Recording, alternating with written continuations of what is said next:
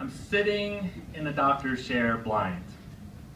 I don't think I'm blind, but the doctor keeps telling me I'm blind, legally, and that I shouldn't be driving anymore. And he's showing me evidence, like my visual field, that I failed miserably, and it's about 20 degrees, and that looks like this. Now, I know I have a visual impairment, but I was unaware that I was looking through straws. And that's the thing that's crazy, is that I could see clearly. I can still see clearly. I can see a lady in the back, she's got glasses, kind of dark hair. And that's what's so hard, is that my brain fills in all of the missing vision. It's not until you are just off center of me that I have no idea you exist, is when I know I have a visual impairment. So logically, I knew that my driving career was over. I believed the evidence, and I did not want to end my driving career by killing someone in a parking lot and living with that for the next 60 years. But I also had no idea how I was going to make this work without driving. I was 35 years old. I was a single dad with 2 young daughters. I was a construction manager with jobs all over the state. I had an awesome truck with a gas card. How am I going to get my girls to soccer practice? How am I going to get them to the doctor? How am I going to get groceries? How am I going to go on vacation? And how am I going to keep my job? I was in an absolute panic, and I was devastated.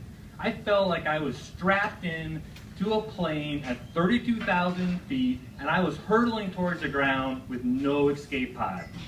I was most worried that I was not going to be able to provide for my family. I was going to lose my house, I was going to lose custody of my girls, and I was going to be living in a tent in my buddy's backyard.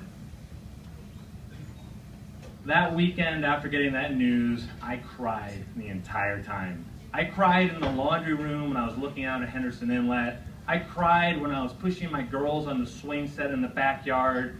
I cried when my friends were consoling me, and I was personally trying to create a global shortage of tequila.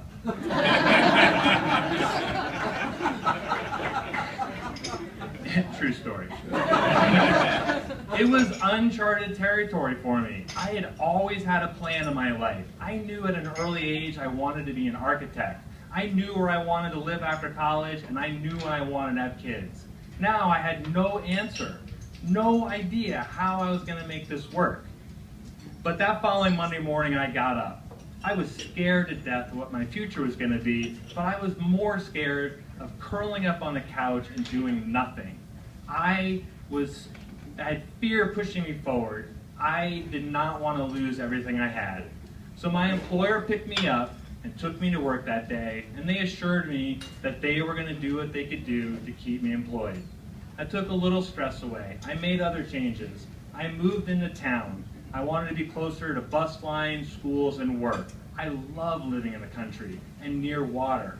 But living out there, I might as well have been on Mars. Not driving, 2 young daughters, I was so isolated and trapped that far away from town. And, you know, it was hard. Things were starting to work out, but it was hard. It took me an hour to go 4 miles to work. It took me 10 to 12 hours to go on vacation 100 miles away. And so I was getting things figured out, but with this visual status change, I was confronted with the idea that I was going to actually be blind someday. So I really had 2 problems. First one was, how do you make your life work without driving in America? And the second one was, I don't want to be blind. I love seeing. Seeing is awesome. I love playing sports. I love seeing my daughter's faces. I love pink and purple clouds with fluorescent orange and yellow ocean at sunset. I love riding my bike by myself. And so I was terrified of going blind.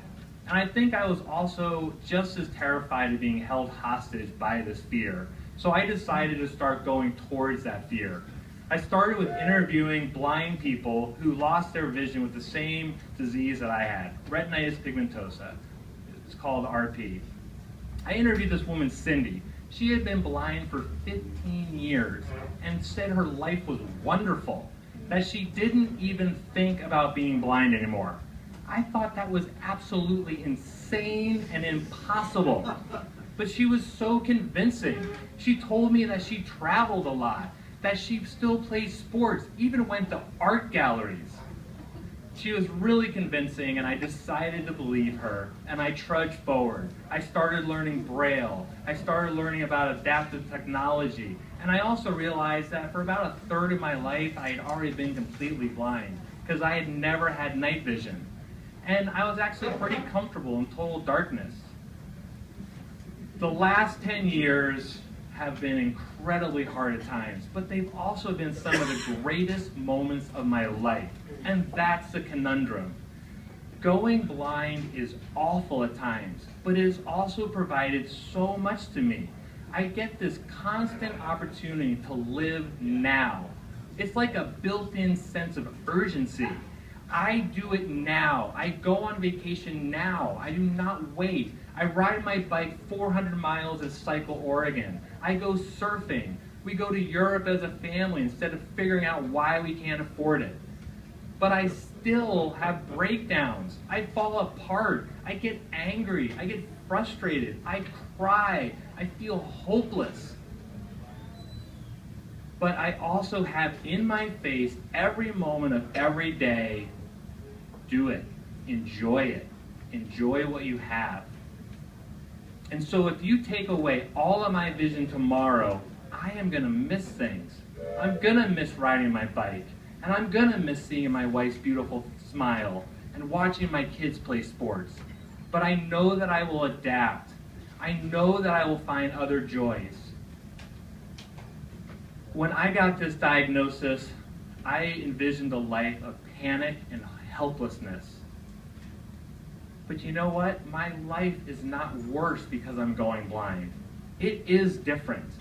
And I probably suffer more than some people.